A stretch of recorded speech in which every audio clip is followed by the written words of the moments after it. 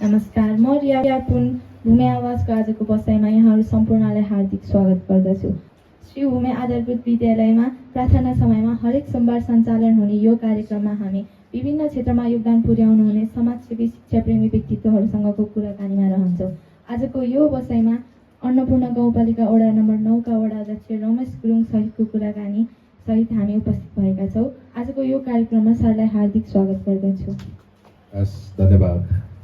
यहाँको परिचय कसरी दिनुहुन्छ? धन्यवाद प्रश्नको लागि। म मेरो परिचय चाहिँ कसरी दिन रुचाउँछु भने म यस अन्नपूर्ण गाउँपालिका वडा नम्बर 9 मा सामान्य किसान परिवारको घरमा जन्मिएको र यो भूगोललाई माया गर्ने, यो क्षेत्रलाई माया गर्ने र यो क्षेत्रमा केही परिवर्तन गर्नुपर्छ भन्ने चाहने एउटा युवकको रूपमा मैले मेरो परिचय दिन रुचाउँछु। आजभोलि केमा व्यस्त हुनुहुन्छ? आज भोलि विशेष गरेर यो ठाउँको विकासको निम्ति जुन प्रदेश सरकार, गाउँपालिका र सङ्घ सरकारबाट विनियोजित बजेटहरूलाई कार्यान्वयन गर्नका निम्ति र यहाँको हरेक शिक्षाको क्षेत्रमा होस्, अरू सामाजिक क्षेत्रहरूमा होस् र हरेक क्षेत्रमा चाहिँ विभिन्न कार्यक्रमहरूमा सहभागी भएर र अन्य यो योजनाहरूलाई चाहिँ सम्पन्न गर्नका निम्ति, फर्च्योर गर्नका निम्ति यो कामहरूमा म तल्लीन भएर व्यस्त भइरहेको छु। पहिलेको रमेश गुरुङ र अहिलेको रमेश गुरुङमा के फरक छ? पहिलाको रमेश गुरुङ र अहिलेको रमेश गुरुङमा खासै तात्विक भिन्नता छैन, किनभने म पहिल्यैबाट केही परिवर्तन गर्नुपर्छ, केही विकास गर्नुपर्छ भन्ने जुन मानसिकताले अगाडि बढेको थिएँ र यो 79 को निर्वाचनमा मलाई एउटा यो 9 नम्बरको जनताले मत दिएर वडा अध्यक्षको रूपमा विजय गराइसक्नु भएको छ। त्यसपछि चाहिँ म अलिकति बढी यो क्षेत्रप्रति, यहाँको विकासप्रति, यहाँको जनताको चाहिँ तपाईँको चाहिँ अधिकारको निम्ति यहाँको जनतालाई कसरी सेवा दिन सकिन्छ, यहाँको चाहिँ विकास कसरी गर्न सकिन्छ भनेर विभिन्न ठाउँहरूमा, विभिन्न निकायहरूमा धाउँदै र यहाँको विद्यार्थी भाइ बहिनीहरूलाई यहाँको शिक्षाको गुणस्तर कसरी राम्रो गर्न सकिन्छ भन्ने हिसाबले अगाडि बढिरहेको हुनाले केही जिम्मेवारीको हिसाब किताबले फरक छ, तर व्यक्ति चाहिँ एउटै हो भन्न चाहन्छु। वडा नम्बर 9 को विकासको जिम्मेवारी तपाईँमाथि छ। यो जिम्मेवारी कसरी सम्हाल्दै हुनुहुन्छ? यो जिम्मेवारीको कुरा गर्नुपर्दा मैले यहाँको जनताको आधारभूत आवश्यकतालाई पूर्ति गर्नका निम्ति म तल्लीन रहेको छु।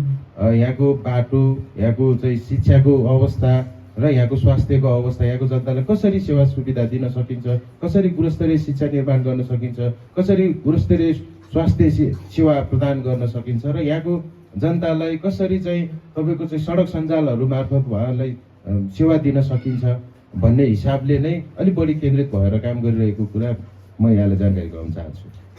यस क्षेत्रको शैक्षिक अवस्था कस्तो छ र आगामी योजना के छन्? यो क्षेत्रको शैक्षिक अवस्था अहिलेको अवस्थामा राम्रो छ। हामीले लगभग हाम्रो गाउँपालिकाको टार्गेट अनुसारको चाहिँ रिजल्ट आइसकेको छ र थप यसलाई व्यवस्थित बनाउनको निम्ति, यो गुणस्तरलाई अझै वृद्धि गर्नका निम्ति हरेक हिसाबमा यहाँ भूमि आधारभूतकै एक्जाम्पल हेर्नुहोस् होइन। भूमि आधारभूत तपाईँको हामीसँग 5 वटा विद्यालयहरू छ अन्नपूर्ण 9 मा। भूमि आधारभूत एउटा, त्यसपछि भगवती मावि, उल्लेरी मावि र शारदा र चण्डी आवि, 2टा गरेर 5 वटा विद्यालयहरू छ। यो विद्यालयहरूमा हामीसँग अरू विद्यालयहरूको तुलनामा केही विद्यार्थीको सङ्ख्या कम छ, किनभने हाम्रो भूगोलमा जनसङ्ख्या नै कम छ, त्यस कारणले विद्यार्थीको सङ्ख्या हामीसँग कम हुनु स्वाभाविक हो। तर हामीले अरू विद्यालयहरूको तुलनामा अन्नपूर्ण गाउँपालिकाको 9 नम्बर वडाको सिङ्गो विद्यालयहरूको नतिजा एकदम राम्रो छ। अब थप यसलाई गुणस्तरीय बनाउनको निम्ति, शैक्षिक क्षेत्रमा गुणस्तर वृद्धि गर्नको निम्ति र यहाँको विद्यार्थीहरूलाई अन्य तपाईँको चाहिँ अन्य क्षेत्रहरूमा जस्तै अतिरिक्त क्रियाकलापहरूमा पनि सक्रिय बनाउनको निम्ति हामी सबै मिलेर टिमवर्क गरेर चाहिँ अगाडि बढ्ने योजना रहेको छ। हामी जस्ता विद्यार्थीलाई के सुझाव दिनुहुन्छ?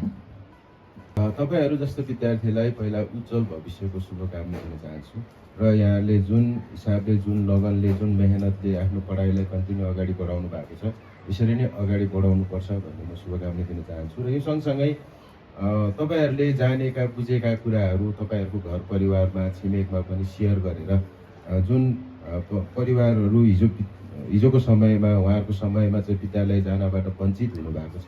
उहाँहरूलाई पनि तपाईँहरूले चाहिँ अब शिक्षा दिनुपर्छ, तपाईँहरूले जाने बुझेको कुरा समाजमा छिमेकमा सेयर गर्नुपर्छ र पढेर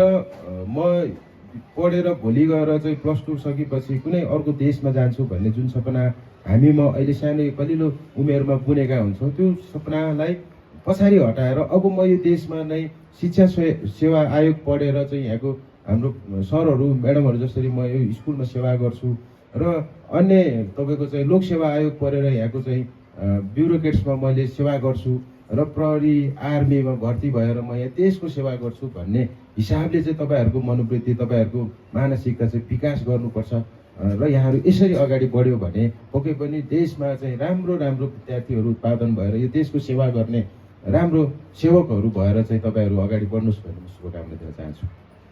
यस वडाको शैक्षिक विकासमा के कार्यक्रमहरू तय गर्नुभएको छ? यस वडाको शैक्षिक विकासको निम्ति र यसको अतिरिक्त क्रियाकलापहरू सञ्चालन गर्नका निम्ति हामीले चाहिँ धेरै योजनाहरू चाहिँ गाउँपालिकामा त भइरहेको छ। तपाईँको चाहिँ शिक्षामा गुणस्तर गराउने, तपाईँको चाहिँ जुन विद्यालयमा विद्यार्थी छ त्यो विद्यालयमा दरबन्दीको व्यवस्थापन गर्ने, अनि यी कुराहरू चाहिँ नियमित यो प्रक्रियाको ढङ्गबाट अगाडि बढ्दैछ र अब हामीले चाहिँ हाम्रो विद्यालयको वडामा चाहिँ टोटल 5वटा विद्यालय छ। यो विद्यालय 5वटा विद्यालयको विद्यार्थीहरूलाई अतिरिक्त क्रियाकलापहरू चाहिँ सञ्चालन गर्ने र त्यो सँगसँगै उहाँहरूलाई चाहिँ एउटा मोटिभेसनल प्रोग्रामहरू हामीले कन्डक्ट गर्ने र अतिरिक्त खेलहरू, तपाईँको पढाइमा पनि अलिक फरक तरिकाको, तपाईँको चाहिँ हिजो हामी भन्दा पनि अलिक फरक तरिकाको डिजिटलाइज गरेर चाहिँ अगाडि बढाउनुपर्छ भन्ने हिसाबले त्यो तरिकाले हामीले योजनाहरू गरिरहेका छौँ। यो मार्फत चाहिँ यहाँहरूको चाहिँ हरेक हिसाबमा, शैक्षिक हिसाबमा यहाँको अतिरिक्त अन्य एक्टिभिटिजहरूमा पनि यहाँहरू एक्टिभ हुनुहुनेछ भन्ने हिसाबले चाहिँ हामीले त्यो कार्यक्रमलाई चाहिँ अगाडि बढाइरहेका छौँ। समाज सेवामा लागिरहनु भएको छ, यो यहाँको रुचि हो या आवश्यकता के हो? यो मेरो व्यक्तिगत हिसाबमा यो मेरो रुचि हो। किनभने यो भूगोलमा जन्मिसकेपछि यो भूगोलको सेवा गर्नुपर्छ भन्ने हिसाबले त्यो मानसिकताबाट म गाइडेड थिएँ। त्यस कारणले म निर्वाचनमा भाग लिएर यहाँको जनताले माया गरेर मलाई मत दिएर निर्वाचित गराउनु भयो र यो क्षेत्रमा हामीले म एउटा व्यक्तिले केही गर्न सकिन्न, तर यहाँको समुदाय सबै मिलेर हामी एक भयौँ भने यहाँको धेरै परिवर्तनहरू गर्न सकिन्छ र पछिल्लो समयहरूमा राज्यको हामीले स्रोत र साधन लिएर यहाँको विकासको कामहरूमा हामीले अगाडि बढ्न सकिरहेका थिएनौँ र त्यसको निम्ति पनि मैले केही पहल कदमी गर्न सक्छु कि भन्ने उद्देश्यका साथ म यो समाज सेवामा जनप्रतिनिधिको रूपमा चाहिँ म अगाडि बढेको हो भन्ने कुरा लाग्छ। भोलिको सुनौलो भविष्य बोकेका यी बालबालिकालाई के सन्देश दिनुहुन्छ?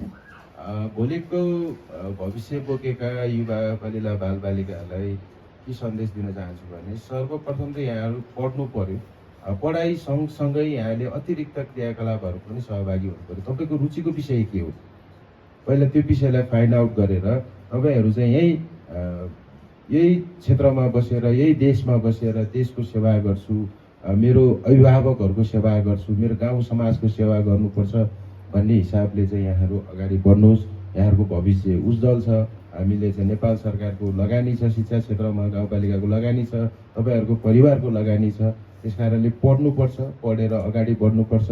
पढाइ बाहेक हामीले अन्य कुराहरूमा हाम्रो बेसिक लेभलको पढाइसकेपछि बल्ल अन्य कुराहरूमा हामी फोकस भएर लाग्यौँ भने हाम्रो भविष्य उज्जवल हुन्छ। यहाँहरू सबैलाई शुभकामना छ। अन्तमा मैले नसोधेका र केही मनमा लागेका कुरा छन् कि?